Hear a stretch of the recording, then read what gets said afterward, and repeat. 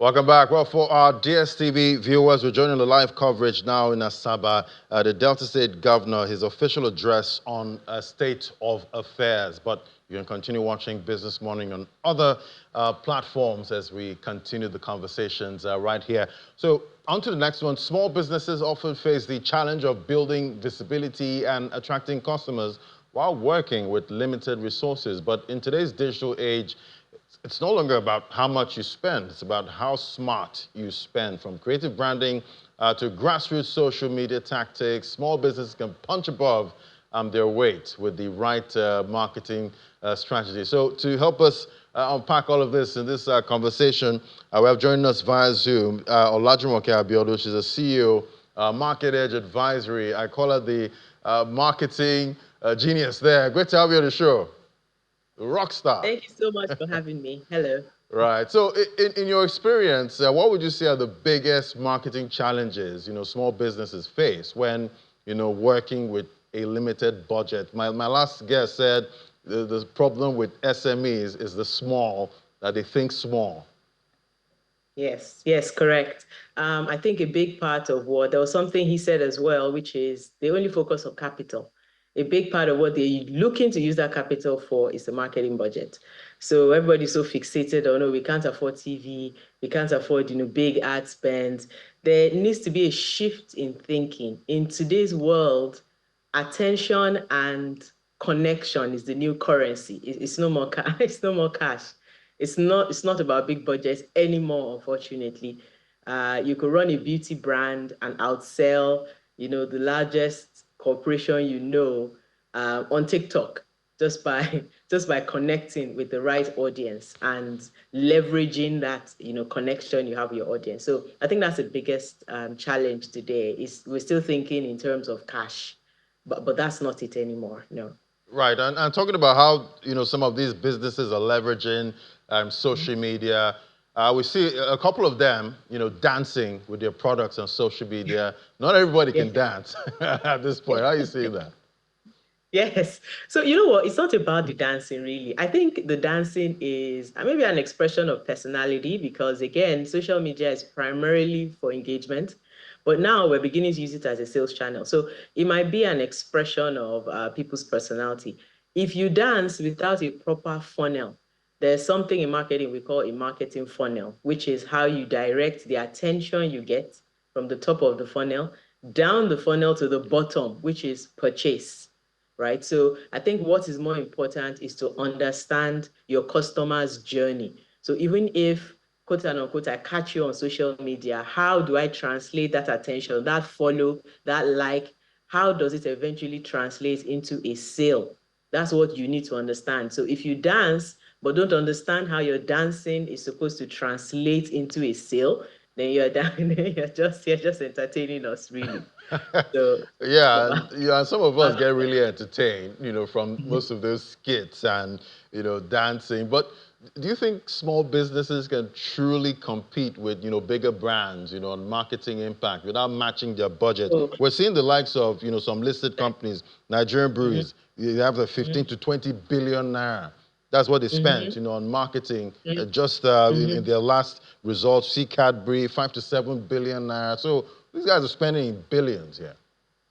Yes, so let's unpack that a little bit. And I'll go back to the example, in the last segment that you talked about, the Amoke de Amalasela, right? So let's look at it. How can businesses compete with the large corporations, and generate the kind of revenue they do? Like I said earlier, marketing is not just about money now. It's not just about ads. We're talking partnerships, PR, people. The kind of partnership that Amoke has with Chowdeck enabled that business to scale, right? So beyond having people come physically to eat, the food in the restaurant, that partnership was not only a partnership that helped delivery, it also helped advertisement. Let's think about it.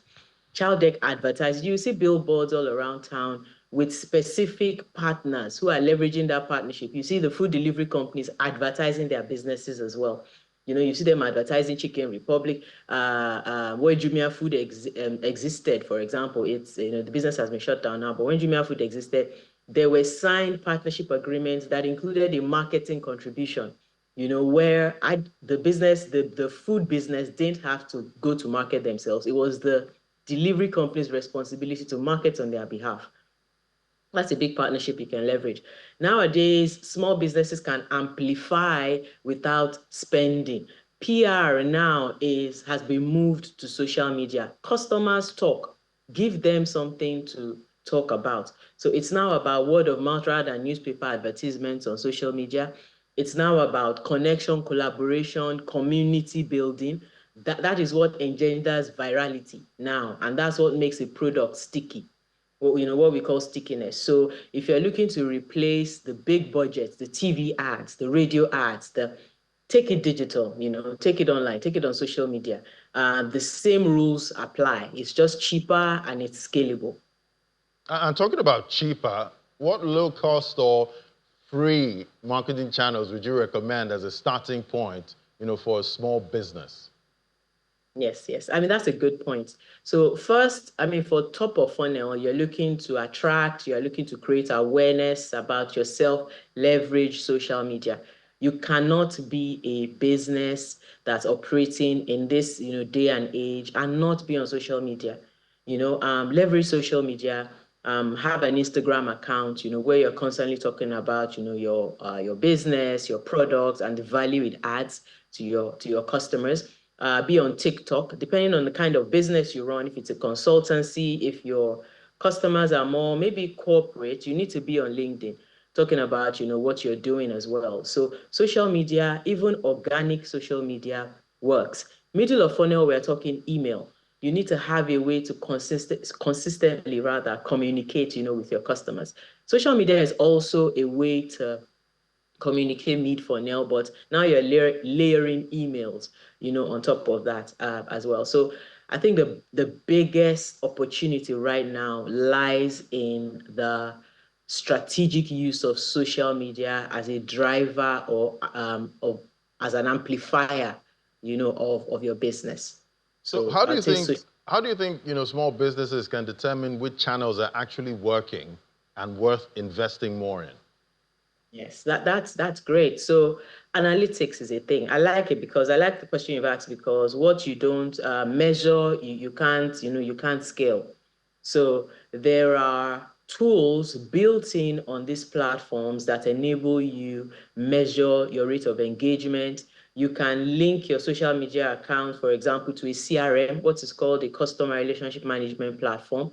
A CRM helps you track your customers' behavior across the funnel, tells you who is just about to buy, so that you can then, reach them to convert them. It tells you who has bought, when last they bought, so that you can go back and in case your product is a product that needs to be replenished, for example, every 3 months, a CRM tells you who bought 3 months ago and who's due to buy again, so that you can send them, a reminder. So it's important in today's world to understand what kind of technology exists to ensure that, you are not blinking in the dark. You could leverage social media and you can connect to a CRM. There are CRMs available, not marketing for them, but there's Zoho. Zoho is a very popular tool that a lot of businesses use now. There's HubSpot, there's a free version. But do not use Google Sheets anymore, entrepreneurs. I'm telling you, if your customer database is just sitting on your WhatsApp chat list and it's just all over the place, your customer database is on a Google spreadsheet or some Word document, or you don't even have a list, you are not running a proper business, because it costs you less to retain an existing customer than to acquire a new one. When you've acquired a customer already, you need to hold on to them tight and expand what we call their lifetime value. You need them to buy as much as possible from you within a time frame, after which naturally they will churn. They will go looking for somebody else. So you need to connect your social media channels with a CRM that can help you understand how your execution on social media is performing. Very important. Right. You definitely you quantify, what you're doing, so far to know if you should continue, using that channel. But, you did mention, leveraging partnerships, referrals, building a community. That partnership side, how do you really utilize it? How do you make it happen, as a small business? Or is it going to cost you a lot, building that partnership? How do you make it happen? No, that's a fantastic question. I'm going to give you practical examples that we all know. You would enter the average gym, for example, and you will see probably a wall on the gym where they sell fitness equipment from a partner. You might see, for example, them selling Puma shoes or a certain range of protein shakes. Those usually are owned not by the gym, those shelves or you see them selling smoothies. You see the plug-in of a health foods business there. You see a small kiosk just by the gym there where you could buy your smoothies, you could buy your healthy snacks, you could buy healthy sandwiches, salads, and all. So, for example, you might see a So Fresh plugged into an iFitness gym. That's a partnership that helps them scale. So Fresh is positioning itself in a place where you have people who already want to eat healthy, right? So that's an example of a partnership. When you go to Ebano supermarket, for example, beyond the actual goods that they sell on the shelves, you will see plugins from other small businesses who've opened their own, mini marts or mini shops there. So collaboration doesn't have to be expensive. You need to find what works. I'll give you an example as well. Many years ago, remember when Gala and La Casera was a thing? Right. That's an example of what a good collaboration looks like. You will see Coke will advertise and say Coke goes better with jollof rice. And when you go to restaurants, you see them with Coke, for example, would implant itself. The beverage what about companies the Ewa seller and Agege bread seller? We know that about that. You see them walking. Oh my God, that is amazing. That's an amazing example. You see them walking side by side. They are two different people. They may not even know each other, but they've told themselves, Ewa, Agonye, and bread goes well together. So let's walk together. So you need to find partnerships with brands that go with your brand. If you are a fashion business, you need to find a leather goods business so that you can pair the outfit with the handbag and shoe for the working woman, so she has a complete look. So these partnerships exist. They are low cost. They are mutually beneficial. That's the key word. Mutually beneficial partnerships do not cost a thing. They are symbiotic. Everybody stands to gain.